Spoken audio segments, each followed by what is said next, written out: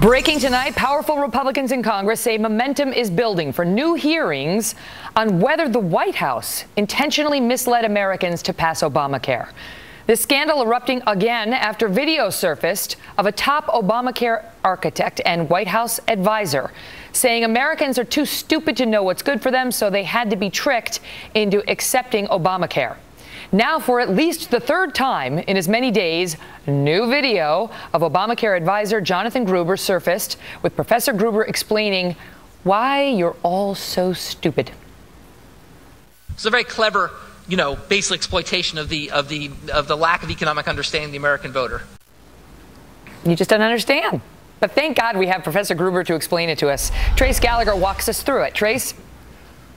Megan, Jonathan Gruber is called one of the central architects of Obamacare, but from our research, that might be a huge understatement. Turns out Gruber didn't just help craft the Affordable Care Act. He was instrumental in the campaign to sell it. For example, WhiteHouse.gov dedicated an entire page for his, quote, objective analysis. The White House used his numbers to convince skeptical governors that Obamacare would be good for their states. And everyone from the Congressional Budget Office to the Senate Finance Committee to Health and Human Services relied on Jonathan Gruber's opinion. Then Senator John Kerry credited Gruber with, quote, walking everyone through the benefits of the Affordable Care Act reforms so consumers are armed with accessible information. Well, now we know the information was not only inaccessible, it was downright deceptive. Last year at the University of Pennsylvania, Gruber acknowledged that if you made it clear that healthy people pay in and sick people get money, Obamacare would not have passed. Listen. And basically, call it the stupidity of the American voter or whatever. But basically, that was really, really critical to getting the thing to pass. So instead of transparency, you get wool over the eyes. Gruber now calls his statements speakos, like typos, except he speakoed again and again. Last year at Washington University in St. Louis, he was bragging about the bait and switch, where instead of taxing policyholders, you tax insurance companies, knowing full well that insurance companies would pass along the cost to, yes, the policyholders. Listen. We said, well, that's pretty much the same thing, but why does it matter? I said, you'll see. And they were both in that passed. Because the American voter is too stupid to understand the difference. And all those who once sang his praises apparently now have a bit of laryngitis. Megan.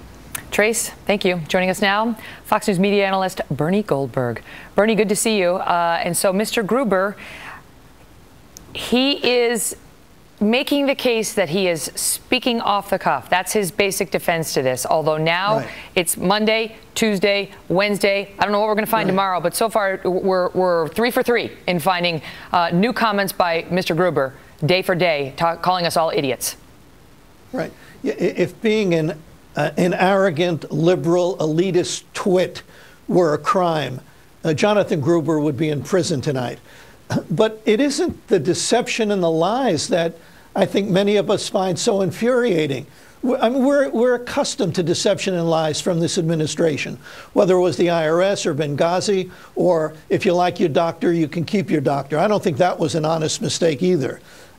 It's the arrogance of these elitists, these liberal elitists, who think, not only do they think that they're smarter than you, but that they know what's best for you. And that's just infuriating. The second thing that's infuriating is the mainstream media's reaction to this, which is pretty much no reaction.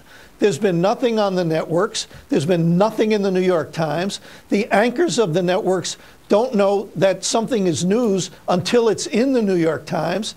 And because it isn't, they don't cover this. It's absolutely disgraceful. There was a time when they can get away with this, Megan.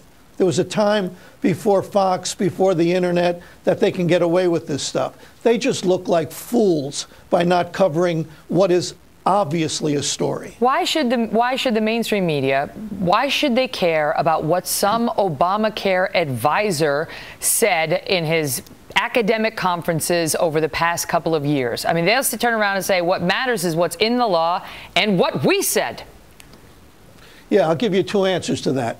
If they're in the tank for the president, which they clearly are, I know that sounds like a cliche at this point, but this has gone way, way beyond bias. This is corruption.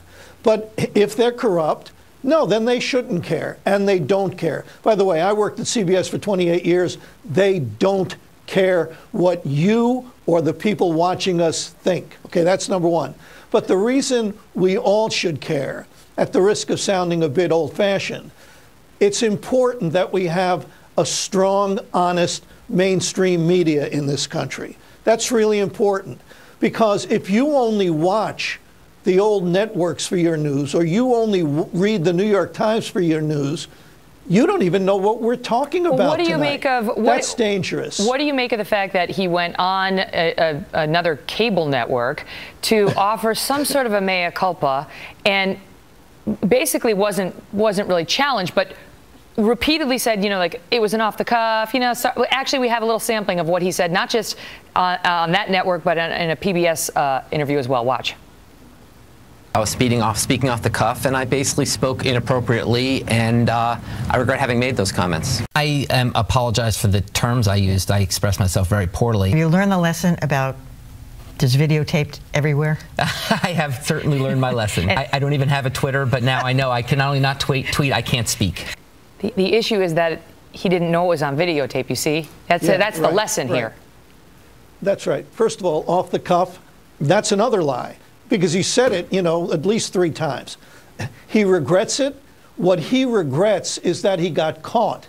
And he said at one point, well, I said this before on an academic panel. The translation for that, I didn't think you stupid people out there in America would ever even know I said it, because you don't even know what the word academic means. This is why I say it isn't the lying and the deception. Well, it is that, but it isn't only that.